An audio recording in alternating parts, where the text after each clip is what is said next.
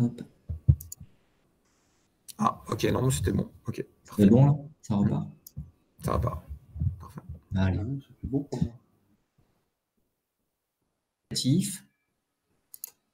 Alors, j'avais dit, oui, effectivement, on a résident, service, on a ancien, on a locatif et on a qualité d'adresse. Sur la partie locatif, on a un élément qui est assez intéressant. Alors là, vous retrouvez finalement une analyse qui est proche de Meilleur Agent, ce genre de site d'analyse. La nuance et la distinction qu'il y a à travers l'outil, c'est que... Oui. Tristan, voilà. Oh, désolé, on ne le voit plus. On ne voit plus ton écran. Ah, vous voyez plus mon écran? Non. Écoutez, je recoupe et puis je recommence.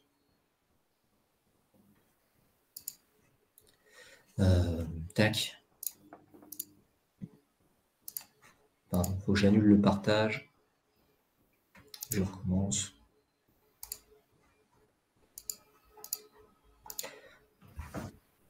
Ça y est. Ça y est, là c'est revenu. Vous voyez bien au niveau du module locatif, ça roule? On va y arriver.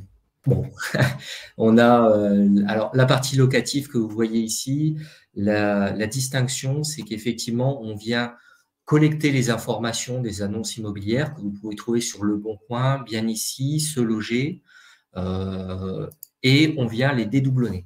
Vous pouvez sélectionner à l'échelle de chacun des iris les différents éléments d'analyse. Donc là, vous voyez, on peut être à l'échelle de l'iris, on peut être à l'échelle de la ville ou à l'échelle de l'EPCI.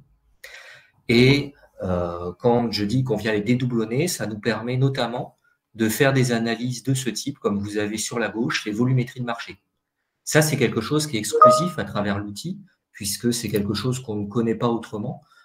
Quand vous allez regarder des annonces immobilières pour pouvoir vous positionner sur un niveau de loyer, vous allez les voir sur Se Loger bien ici, vous devez déjà essayer d'identifier à peu près les valeurs, mais vous n'avez jamais de volumétrie de marché. L'avantage de la temporalité qui est longue. Cette temporalité longue, elle permet de faire des analyses d'un point de vue finalement assez rapide et assez visuel. Là, vous voyez typiquement sur le marché, on a eu une forte alimentation locative sur cet iris en 2022 et ça a diminué en 2023 puis en 2024. Résultat, en 2022, la forte alimentation avait fait baisser les valeurs locatives sur l'iris. Puis, on est revenu à des valeurs locatives qui étaient un peu plus standards, je dirais. Et bon, là, effectivement, sur cette iris donnée, on a une stabilisation, voire une baisse. Bon, les volumes étant beaucoup plus faibles sur 2024, puisqu'on n'a que les 3 premiers mois, c'est tout à fait normal qu'on peut avoir des effets un peu de seuil, de valeurs un peu plus basses.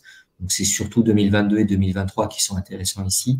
Et là, vous voyez les valeurs locatives repartir à la hausse.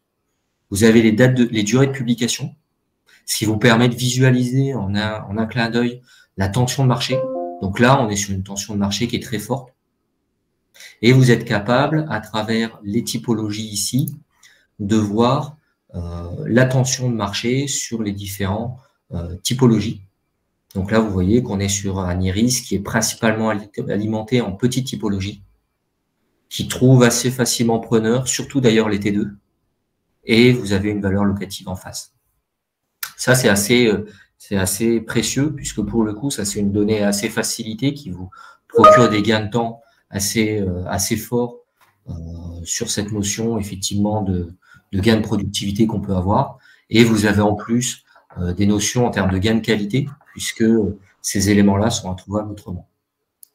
Le dernier élément que je voulais vous montrer, et après j'en aurai fini sur la présentation et je laisserai les différentes questions, on aura à peu près balayé les éléments, c'est que vous pouvez retrouver exactement les annonces dédoublonnées telles qu'elles sont réalisées et visualisées sur les différents portails, Le Bon Coin et autres. Vous avez à ces éléments une annonce. Donc là, par exemple, appartement 2 pièces, 26 mètres carrés, 515 €. Vous retrouvez l'ensemble de l'annonce telle qu'elle peut être rédigée sur les différents sites d'annonces. Vous retrouvez les éléments de surface, de typologie. Vous retrouvez les charges quand il y a les indications autour des parkings, vous les retrouvez également. Et vous retrouvez les DPE pour comparer finalement si l'annonce que vous regardez, elle est comparable avec l'analyse que vous avez besoin d'en faire.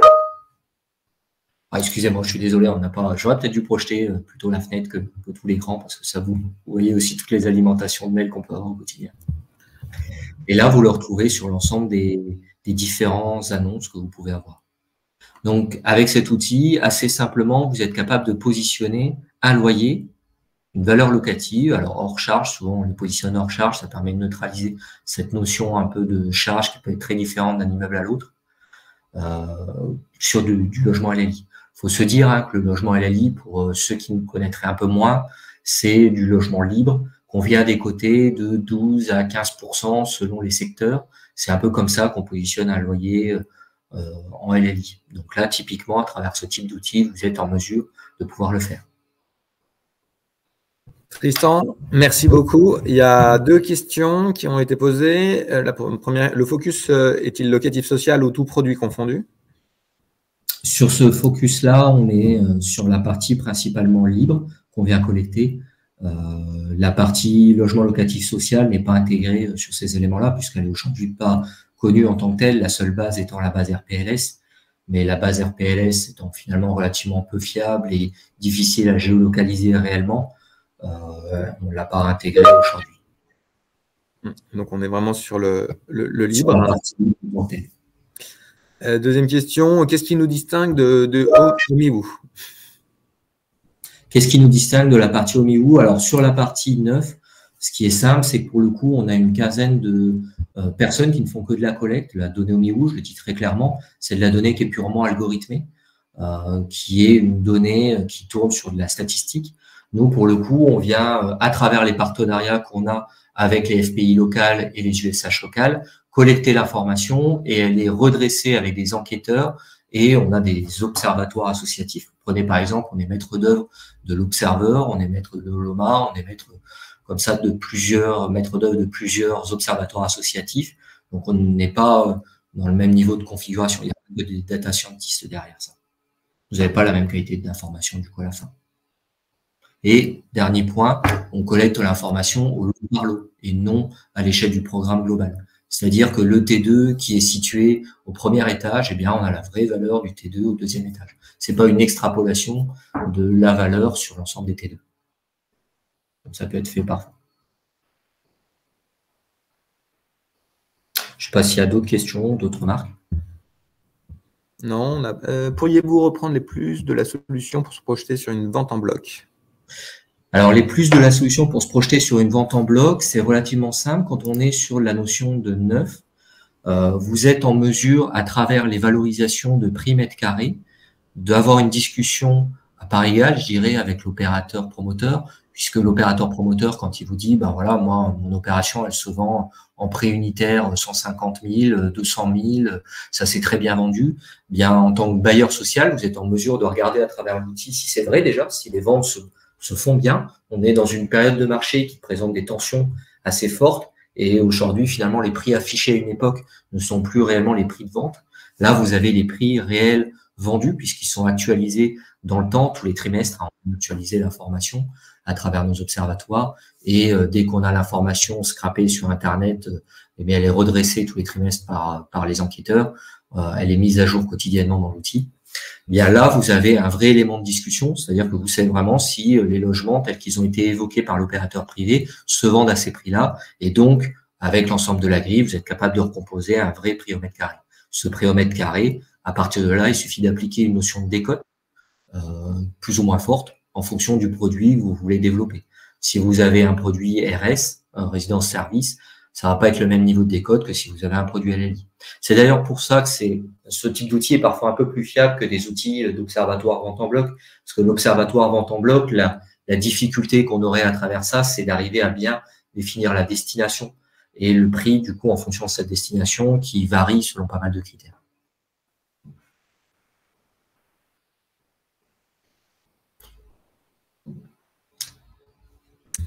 Voilà. Ok, dernière question, il est 9h40, merci Tristan. Donc pour nous joindre, j'ai mis nos emails dans le chat, hein, donc n'hésitez pas, hein, t.bis@adéquation-france.com ou b.demarcillac@adéquation-france.com pour pouvoir avancer. Et une petite question, la connaissance des valeurs des loyers LLS serait un plus? Oui, c'est vrai. Et c'est un outil qui est amené peut-être à évoluer là-dessus en fonction des retours utilisateurs. On est tout à fait prêt à pouvoir intégrer ces éléments. Il faut voir simplement comment on peut les intégrer, si la donnée est fiable, et à partir du moment où ça l'est, on est pleinement ouvert à la discussion. N'hésitez pas, on ouvre une période de test à l'issue de cette conférence d'1 mois pour les personnes qui sont intéressées. Et c'est l'occasion pour vous de découvrir l'outil, comment il fonctionne et quel peut être l'usage et les liens dans votre quotidien. Merci à tous et puis on a tenu le timing. Bonne journée et bonne suite de votre conférence. Merci à tous. Au revoir.